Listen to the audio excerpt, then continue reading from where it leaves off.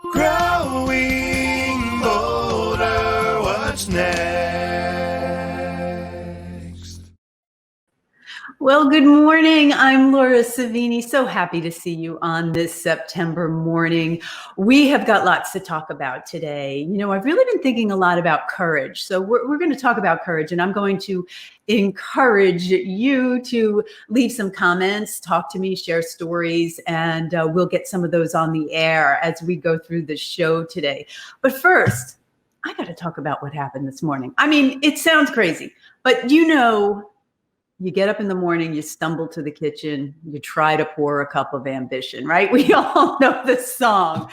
Well, I had a little problem with that this morning. Hey, where's the man behind the curtain? Mike Nannis, are you here? Good morning. Mike, good morning. What is your morning cup of ambition? It's got to be strong, whatever it is. It's got to be strong, and it's got to be at least 3 cups. 3 cups. Wow, you're good. You're good. Indeed. Well, I got up this morning, fed the cat, you know, got to feed Chai the cat, went to have my tea. I got to have my 2 cups of tea in the morning. Got to have half and half. If there's no half and half, there's a big problem. There was none in the house. You know what I had to do? That's a crisis to me. It's a crisis, especially when I knew I had to come and do this. I had to be awake and alert. So I tried it without any milk in it, no half and half, nothing. And ick, did not like. So I had to do something really drastic. Uh-oh, what'd you do? Oh my goodness. You know, actually, I think I might have tried that one. Desperate times call for desperate measures. You got to do what you got to do. It was a little weird at first, but it's actually kind of good. It adds a little sweet, adds a little more body to the tea. It wasn't bad. Well, the most important thing is that you made it here with us. I made it, and you and I are caffeinated and ready to have a good show. Yes, indeed. Have a good one. You too. Thanks. So, yeah, a little crazy, being silly, but isn't that what it's about? We got to have a little fun, especially when there's so much serious stuff going on. And that's one of the reasons I wanted to talk to you a little bit today about courage, because think about 2020. Ugh. Really? Do we have to think about 2020? Well, we're living it, right? And what's been going on? Of course, we've had the pandemic, and we've had the protests, and we have had the politics, and now we have the fires. And to me, it's really tested us, right? It's really tested us to see what we're made of. And we are finding some incredibly courageous people who are standing up and doing what they need to do to keep us safe and just to keep our country going in the direction it needs to go. And I appreciate every one of them. I think about everyone from the caregiver who gets up in the morning and maybe has to give someone a shot or help them with their medicines or help them get out of bed. That's a big deal. That takes courage. I think about, of course, our essential workers who've really been incredibly brave throughout this entire pandemic. And I think about people that have a mental or physical illness and just how hard it is for them just to get out of bed in the morning. And darn, it makes you really want to thank God and the universe for whatever you have, that we are able to get out of the bed in the morning. So I've been thinking about all those different levels of courage. And what is courage? Well, here's the definition. I'm going to read it straight out of the dictionary. It's the ability to do something that frightens you. It is strength in the face of grief or pain. It means doing the right thing, even if it's really, really difficult. Well, coming up today, you are going to meet a man, an American hero, a 69-year-old firefighter, Jeff Converse. He is a 9/11 first responder. In my opinion, he's an angel here on earth. And one might say he's an ordinary man living an extraordinary life. And he is definitely the definition of growing bolder. And I think you are just going to adore this man and really, really enjoy the stories that he has to share. So you're going to meet him in a moment. But first, we have a new season of Growing Bolder coming up on TV. And you are going to find it all across America. It is so inspirational and so excited. Take a look at this promo. Welcome to Growing Bolder, where we're all friends, and that's important.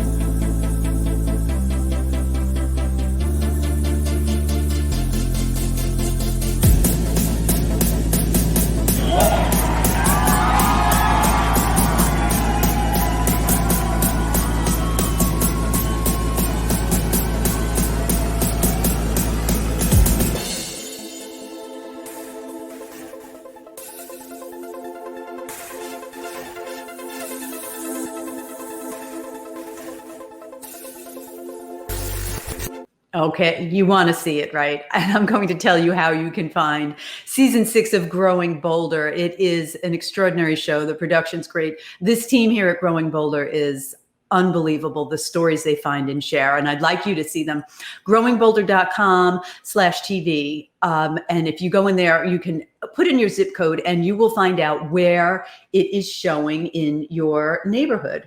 And why don't you take a look at that growingbolder.com page whenever you can? It is chock-a-block of inspirational stories and resources and things that you're really going to want to look at time and again. So I encourage you to log on to growingbolder.com.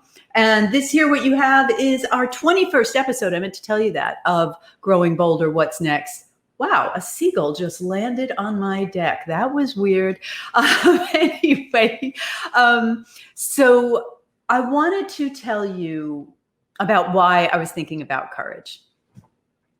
I heard a news story last week.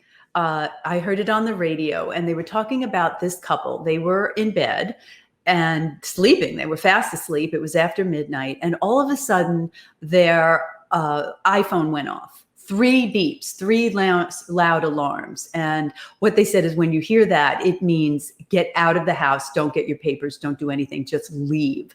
So the couple grabs a dog. They get in the car. There are flames all around the house. You know what's going on in California. I mean, it's absolutely devastating. And I don't know. I just feel so much for the people there.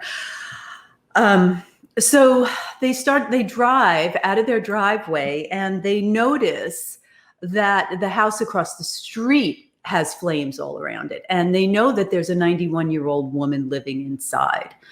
And they know she doesn't have a cell phone. So they know she's sleeping and doesn't know what's happening. So they drive through the flames, okay? They drive through the flames in the driveway. The woman jumps out of the car, bangs on the door, wakes up this 91-year-old woman, says, grab your purse, let's go.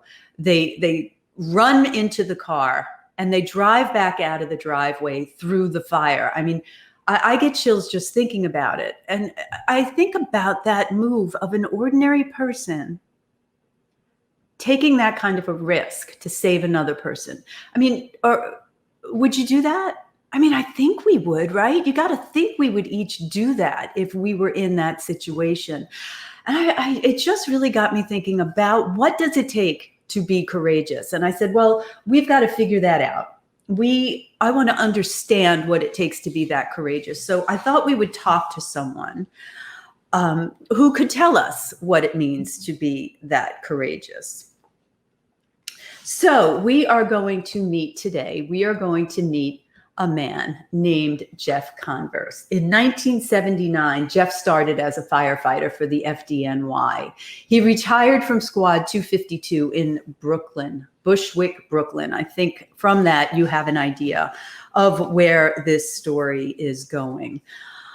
Well, Jeff was off on that awful morning of September 11th, 2001. He raced to the site to work on the rescue efforts that day. And he was there for 2 weeks. And all the time he knew that the chance of finding his squad that went there that day was going to be a difficult task. And I'm sorry to say that his squad did all perish that day. And he was there. Jeff was there from September to May during the recovery efforts. He lives a life of service, this man, Jeff Converse. During Hurricane Katrina, he drove a supply truck down to New Orleans and distributed supplies. And you know what he did on the way up? Drove an air-conditioned ambulance that he had rescued pets in to deliver them to new homes because their owners couldn't be found. And he spends his spare time, before COVID, he was spending his spare time visiting with World War II veterans and sort of collecting their memories and listening to their stories and, giving them the respect they deserve. And we're hoping that he does get to go back to do that before too long. I want you to meet Jeff Converse. He is a 69-year-old assistant captain of the fire department in Locust Valley, New York. He is one of New York's bravest. Jeff, thank you. Thanks for giving us time here today. Not at all. Thank you, Laura. Oh, well, I'm a big fan of yours. And Jeff, I was just talking about those fires in California. That's a really difficult difficult and scary kind of fire to fight. What do you think those men are facing that are there, and men, women that are fighting those fires? It's it's hard to imagine when you see some of the television footage. You get a blaze of that immensity, and it's so wide, and it just seems to go on forever. And you wonder, where do you start? How do you even begin to bring something like that under control? It really boggles the mind, and it's a very out there. It's very, very physical. It's not going to get accomplished in 1 or 2 days or what have you. So you're going to be in there for the long term. And I have nothing but the complete admiration for the firefighters that are dealing with these wildland fires. It's just amazing to be able to do that day after day with very little breaks, and not seeing a whole lot of quote unquote progress from an individual end. I got to think that would be a really tough part about it, Jeff, is that you don't see progress, and they've been fighting it, and they're in that extreme heat for hours at a time. And I'm imagining it takes a lot of strength. Yeah, it's strength and stamina. You especially if you have to be working for the entire day. After a while, it gets a little taxing. Obviously, I think there's over 17,000 members of the Cal Fire Service alone, and you don't necessarily work individually, but dragging hose lines, using shovels and other power equipment to create a fire line. It's very, very physically demanding. I have so much respect for them. That's really hard work. Your work was a little different. You spent most of your career in Brooklyn with building fires most of the time. Yes. This is what it's so hard for me to comprehend is where do you draw that strength from that you can walk into a burning building? I mean, I'm going to put it that blankly. How do you walk into a burning building? Aren't you afraid? Well, when you come into the fire department, obviously, you go through training, and a lot of that training is live fire training, and so you get exposed, albeit in a controlled sense, of at least some of the conditions you can expect to go into if we're this out in the real world, and so once you get done with your training, you get assigned to your station. You're the new kid on the block, but you're working with people that have been doing this. And so you garner a little confidence working with them.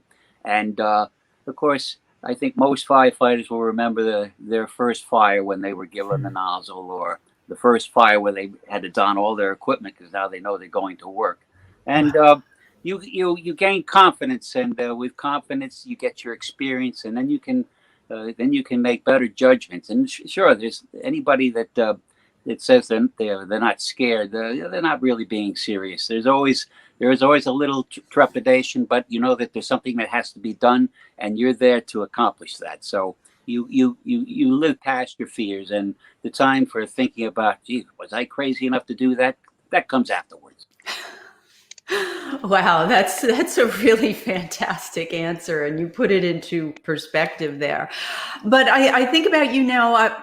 I've told the world you're 69, and you're still in the fire business, as they call it. You're an assistant captain. What keeps you at assistant chief?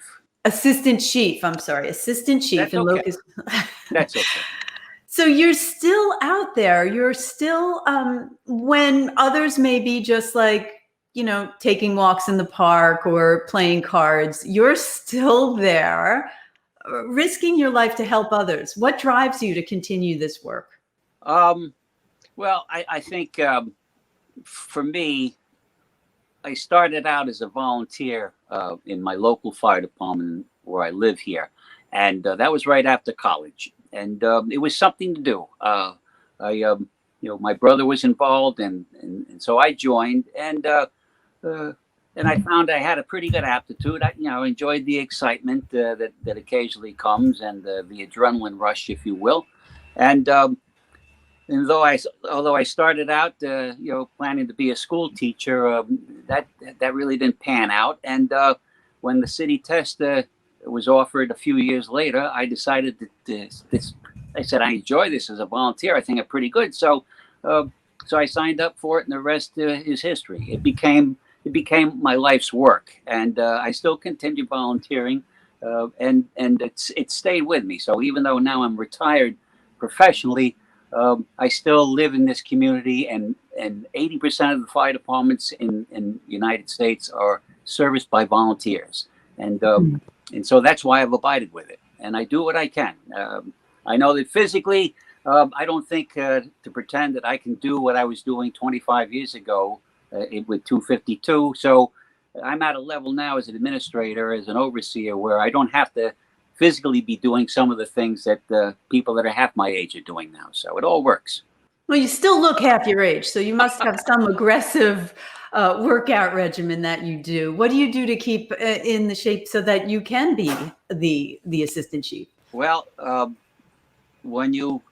the firefighting, I would think with any other profession that kind of puts a demand on you physically, you have to take care of yourself, and it becomes part of your way of life. You train, and even when you're done working, in my case being retired, I still train. I still try to maintain whatever quote unquote prowess I still have left physically, and you can do a lot of things to keep your stamina, whether you run, you take power walks, you go to the gym, but it's part of your regimen. It's in eating a little healthier perhaps now too. It's part of the regimen so that you can still at least perform and do what's necessary when the time is called and you have to perform. Well, that's good advice for everybody at all the time. But you've had to do some unbelievable things, and I'm tenderly going to enter into this discussion with you now. I know it's something very hard to talk about, is 9/11, and can you tell us about that day? I know you were off that day. Yes. In the morning of 9/11. Yeah, I was in between tours, as we would call it. Everybody has a work schedule. In the fire department's case, you would normally work 2 days in a row. You would be off for 2 nights, or I should say, you'd be off the following 2 days, and you'd work the next 2 nights, and it would progress. As I said, on 9/11, I was in between shifts, and my next duty date was the following morning, and so I was off entirely. Actually, I was relaxing. The weather was beautiful, as we all remember. And yeah. It's my first opportunity to play a game of golf locally. So I happened to be on the golf course when one of our foursome's phone went off, and that's when I got the news about what was going on. And I realized from the immensity of it that this was going to be all hands on deck. So I just ran to my car and went in. You went in. I was there. I was living in New York during 9/11, and I mean, I can barely tell my story because it's nothing. I just happened to be there and living in New York at the time. And I remember just the chaos, the incredible chaos that was going on in Manhattan. And I remember just thinking, I'm going to die. It was the first time in my life I ever thought that. I was like, I'm going to die today. So let me just grab what I need. I knew I had to go find my cousin who was in the city. I wanted to go find her and get her to safety because nobody knew what was going to happen. And I just threw, basics like socks and eyeglasses and prescription medicine, threw them in my backpack, figuring I was never going to get home that day, Jeff. But I did. And it was kind of, we all sort of mourned heavily for a while and tried to get through life. But eventually my life went back to normal. Yours did not go back to normal. You were there. You were down on the site. You were at ground zero. Tell me, what can you tell me about how you were able to stay strong during the rescue efforts? And we have that picture of you there where you just look so exhausted. Maybe, that probably was like on the 11th or the 12th of September. What are you thinking there when you see this going on all around you? It's, retrospectively, I recall thinking at times, it was surreal what had happened. Even though we're there in the ruins and these once magnificent towers now are just a big pile of rubble. Even though it's already happened, it was still unbelievable. And we know that from my standpoint, that how many people were in these towers at the time when they still came down. There is a mall underneath, if you will, that attaches to the subways that go to New Jersey. So I was thinking, not just me, we're all thinking in terms that there are voids, there are spaces, air pockets, if you will, that those who are perhaps fortunate enough that may have survived this, that they're down there, and it's just a matter of accessing and getting to them as quickly as we could. And yet the area of destruction was so wide, similar as we talked about the California fires. Where do you begin? Where do you begin? And you're going through and you're hoping against hope that you're going to find somebody alive, not just somebody that's in the fire service. Once, obviously we're thinking about from a familial standpoint, our brothers from the squad, the other brothers from the other firehouses, the police, the civilians, anybody. We're just hoping against hope that in our efforts to try to get down to these voids, that we're going to come up and find somebody that's alive. I don't know how you went through that, and that is incredible courage to keep going and day after day and do that. And I can't thank you and your brothers and sisters who helped on that. You were about 50 years old at the time, and this was hard work. And you then went into the recovery stage, and we have a photo of you of what you what you were wearing probably through that whole winter, going through the winter, continuing now on the recovery aspect of this.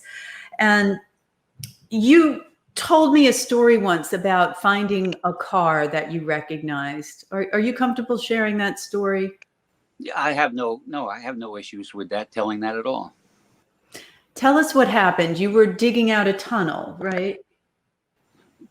Yeah, we were given an assignment. This would be the following Monday from the 11th, so that would be September 17th.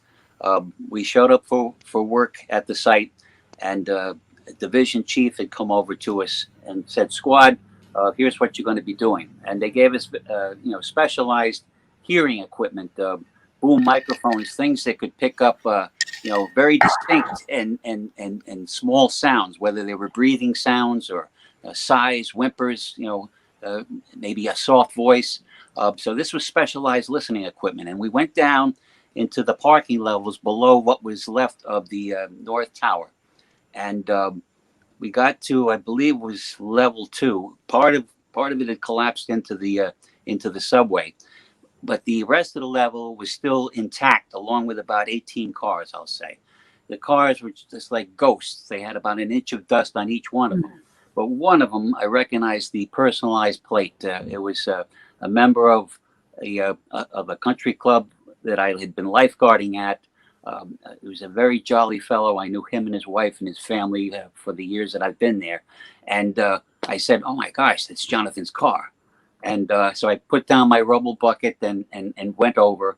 And this individual had worked in the North Tower for Cantor Fitzgerald, and he had been there during the first attempted bombing in 1993.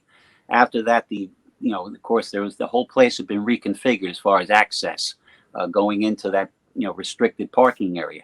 And so here it is. His car was completely unlocked. His personal effects were in there, his keys, his wallet, and I just was flabbergasted to encounter this car of this person that I had known for so long.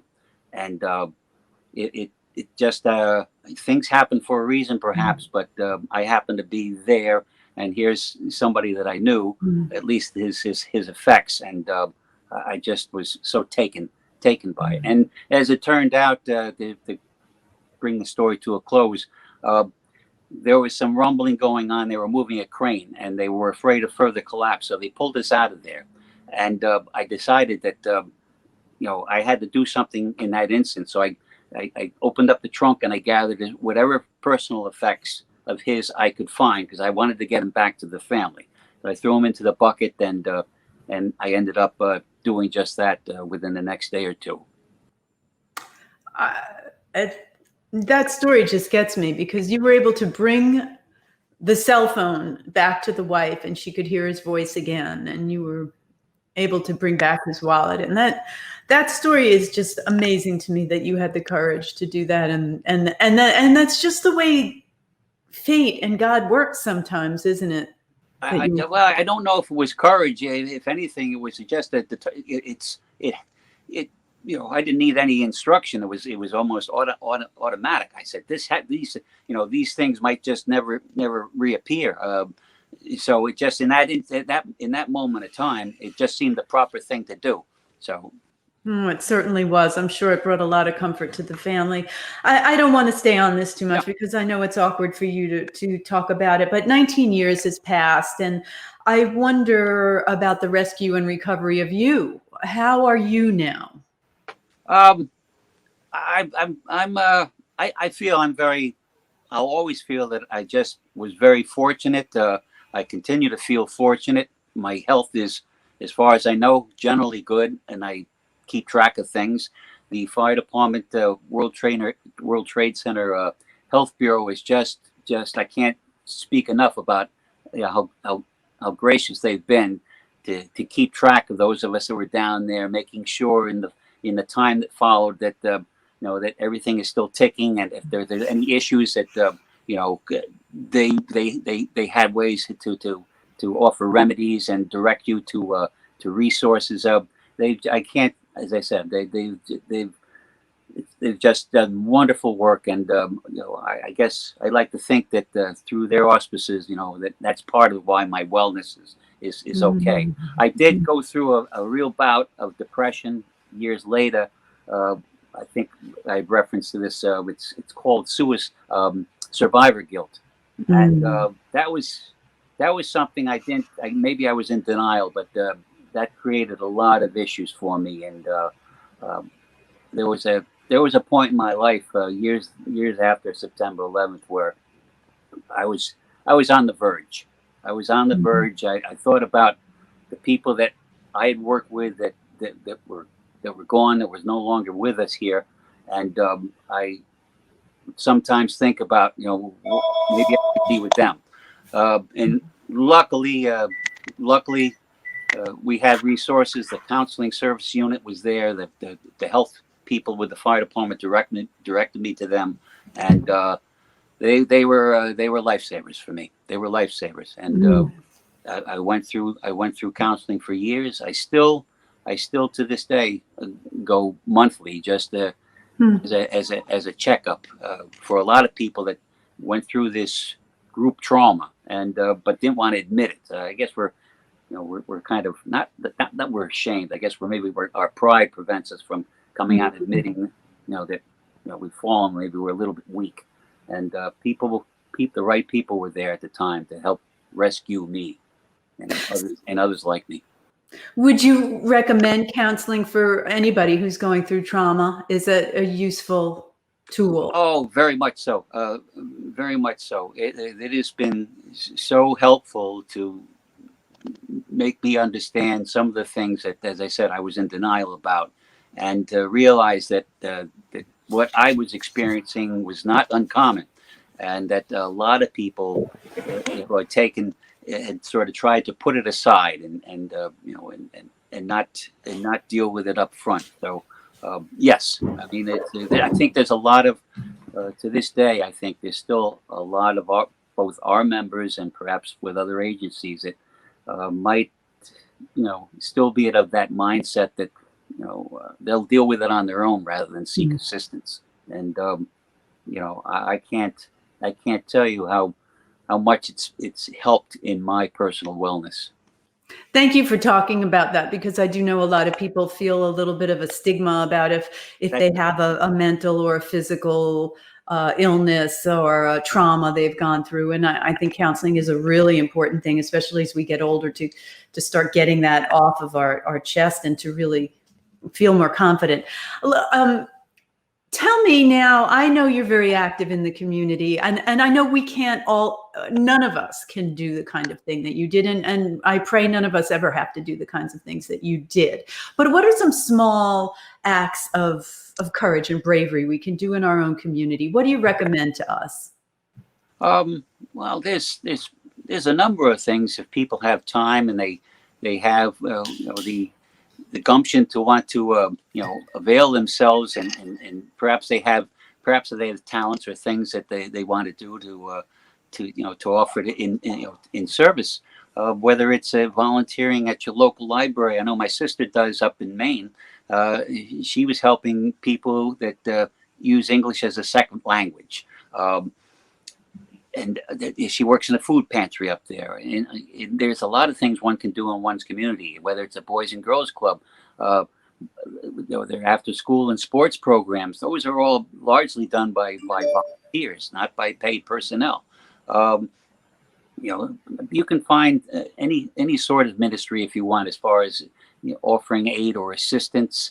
And whether it's even if you're not a religious person, there's nothing that would prevent you from going into a synagogue or a house of worship just to see what's going on, and then later on finding out a lot of these places do community projects and services, and this is how you can sort of speak offer to bring to the table whatever talents you may have to assist, to try to help out, whether it's with a food pantry or any other community activity.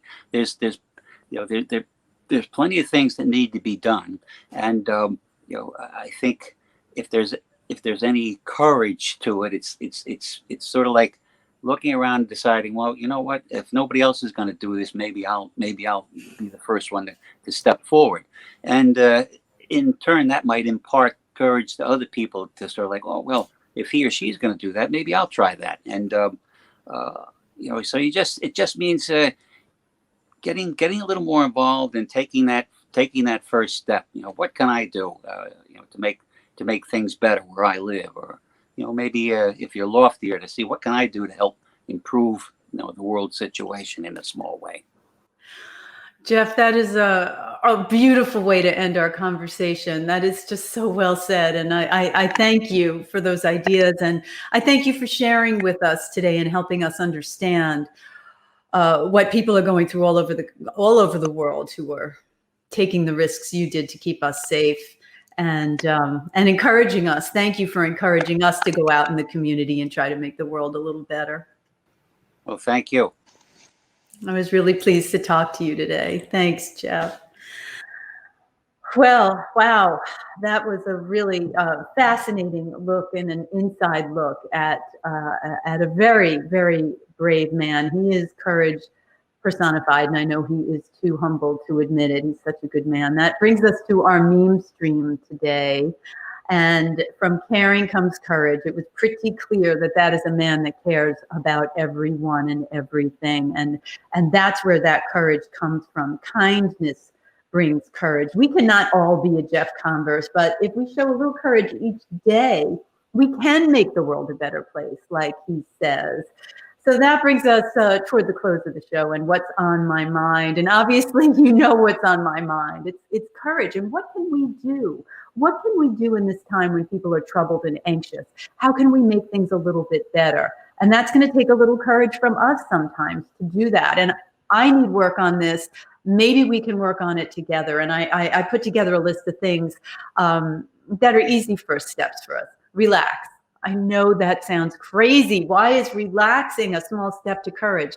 You know why? Because when you're quiet for a moment, when you sit in the quiet of yourself, you find your courage, you find your strength in what you're supposed to be doing. The next one, say hello to someone you don't know. I know our parents always told us don't talk to strangers. But you know what? Right now, you don't know how lonely that person is next to you, how they've been handling the sheltering in place, how they've been handling the pandemic, what they're carrying on their back. Say hello, smile behind that mask, give a wave. It does take bravery to be the first person to say hello, but you can do it and you will make someone feel better. Rock the boat. What do I mean by rock the boat? That means stand up, speak your mind, stand up for someone who can't stand up for themselves, make a positive difference. Listen to people.